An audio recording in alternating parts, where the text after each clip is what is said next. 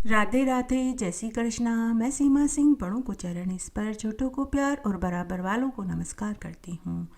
आज मैं आपको अगहन मास मार्गशीर्ष मास में सुनी जाने वाली रविवार की व्रत कथा सुनाने जा रही हूँ।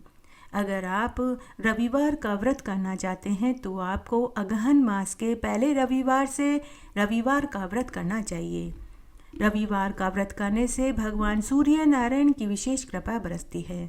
जो मनुष्य अगहन मास के सभी रविवारों का व्रत करते हैं और सूर्य नारायण भगवान को उगते हुए सूरज को अर्घ्य देते हैं तो उनको विशेष सूर्य नारायण की कृपा बरसती है।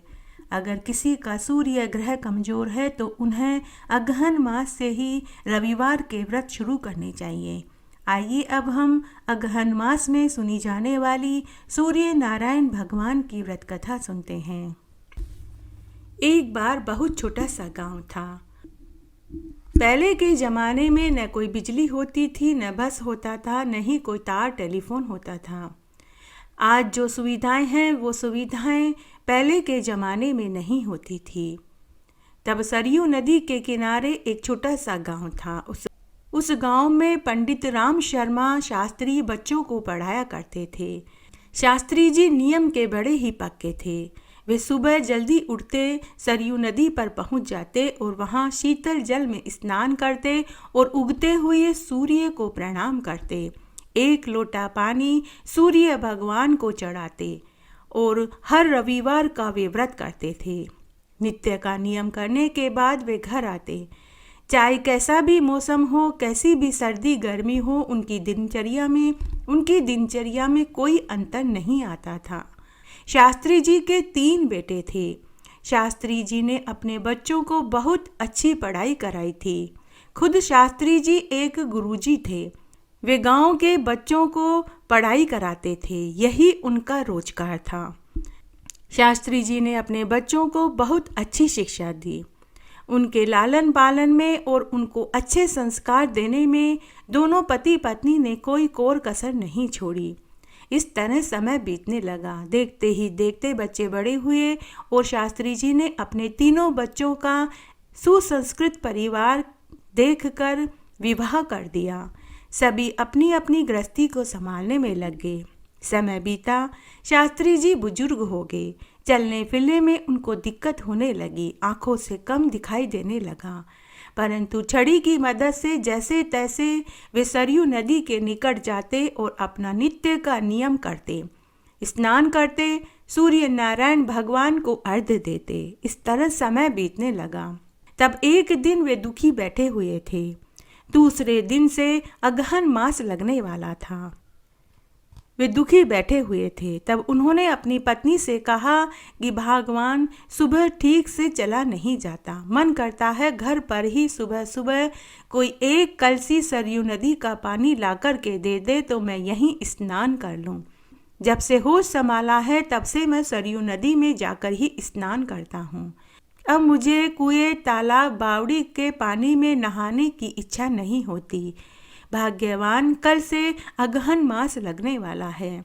तब शास्त्री जी की पत्नी ने कहा कि हे स्वामी, आपने बड़ी बात कह दी। हमारे 3 आज्ञाकारी पुत्र और पुत्र वधुएं हैं, 3 बहुएं हैं, पोते पोतियां हैं। आपको किस बात की कमी है? आप बहुओं से कहिए, वे तीनों बारी बारी से एक कलसी जल आपको स्नान के लिए लाकर दे देगी। पत्नी की बात शास्त्री जी को पसंद आ गई। तब शास्त्री जी सबसे पहले अपनी बड़ी बहू के पास गए। बहू ने जैसे ही ससुर को देखा तो पल्लू सिर पर लेकर उनके पांव छुए और बैठने के लिए आसन दिया। एक लोटे में गाय का गरम गरम दूध पीने के लिए दिया और एक कटोरी में मिश्री लेकर के आए। शास्त्री जी ने मिश्री की डली मुंह में डालकर गरम गरम दूध पिया और दूध पीने के बाद बोले, बहू, कल से अगहन मास लगने वाला है। मैं अगहन मास का स्नान करता हूँ और रविवार का व्रत करता हूँ। अब मुझसे सुबह सुबह सरयू नदी तक चला नहीं जाता है। मैं सोच रहा हूँ कि कल से घर पर ही स्नान कर लूँ। क्या तुम मेरे लिए एक कलसी सरयू नदी का पानी भर कर ला दोगी? तो माथे का घूंघटा जरा लंबा खींच कर बहू बोली कि पिताजी, मेरी तबीयत कुछ दिनों से ठीक नहीं है, फिर जैसे तैसे आपके लिए पानी मैं लेकर भी आ जाऊं, परंतु मेरी कलसी में छेद हो रहा है। नदी से घर तक पहुँचते पहुँचते पानी आधा ही रह जाएगा। देवर जी के पास नई कलसी है, देवरानी से कह देती हूँ कि वह आपके लिए पानी ला कर के दे देगी।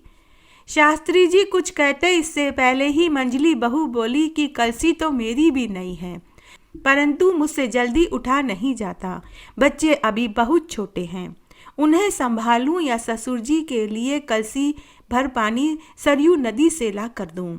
तब मंजली बहू ससुर से बोली कि पिताजी, सबसे छोटी बहू रोज सुबह जल्दी उठ जाती है, फिर उसके तो कोई बच्चे भी नहीं हैं, उसे तो फुर्सत ही फुर्सत है। मैं उससे कह देती हूँ वह नित्य आपके लिए सरयू नदी में से एक कलसी पानी ला कर के दे देगी। शास्त्री जी दोनों बहुओं की बात सुनकर उदास हो गए और लाठी हाथ में लेकर पुनः अपने कमरे में आकर के उदास बैठ गए। पत्नी ने पूछा तो शास्त्री जी ने पत्नी को पूरी बात बताई। तब शास्त्री जी की बहू अपने पति से बोली कि हे स्वामी, अगर दो बहुओं ने मना कर दिया है तो छोटी बहू से भी कह कर देख लो। तब शास्त्री जी ने कहा कि उसे कहने की कोई ज़रूरत नहीं है, जब दो बड़ी बहुओं ने मना कर दिया तो वह भी मना ही करेगी।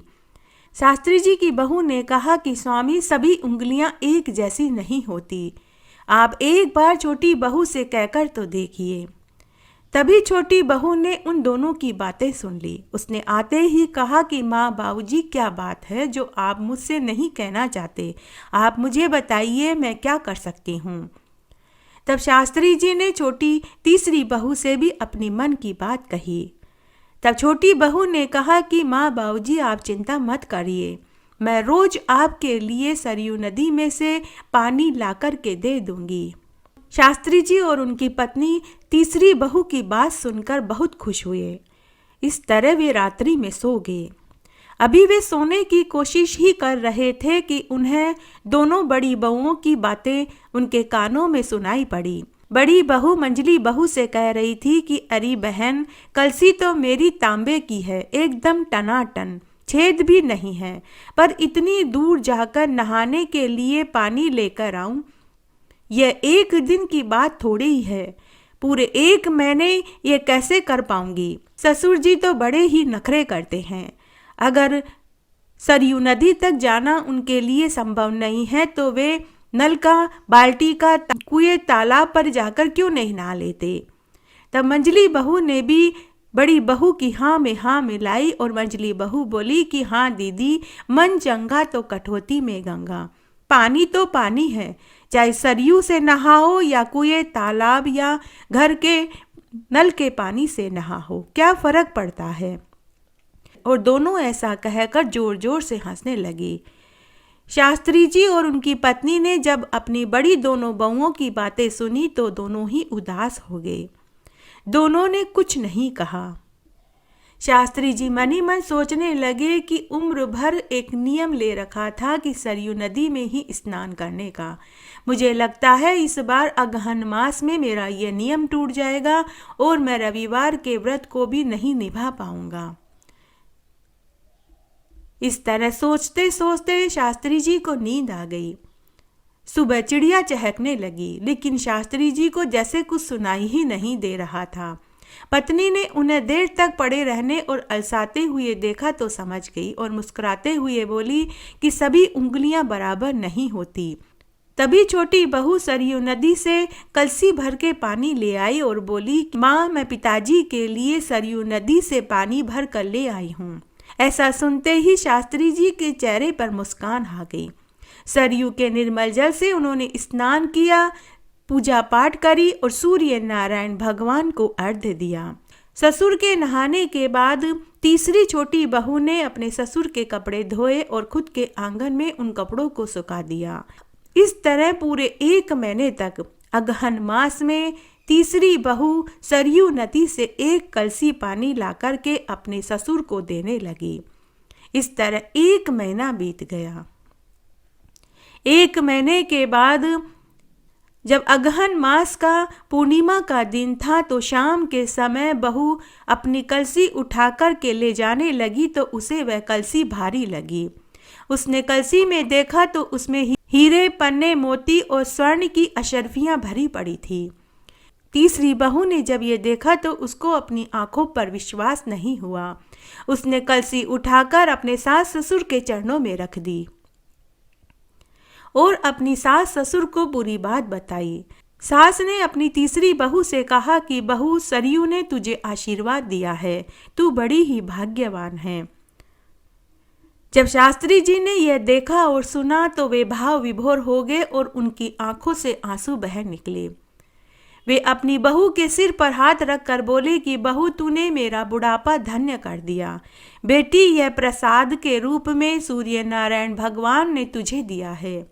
शास्त्री जी का इशारा पाकर सास ने मोतियों भरी कलसी अपनी बहू के आंचल में उड़ेल दी और बोली कि बहू, तेरा आंचल सदा मोतियों से भरा रहे।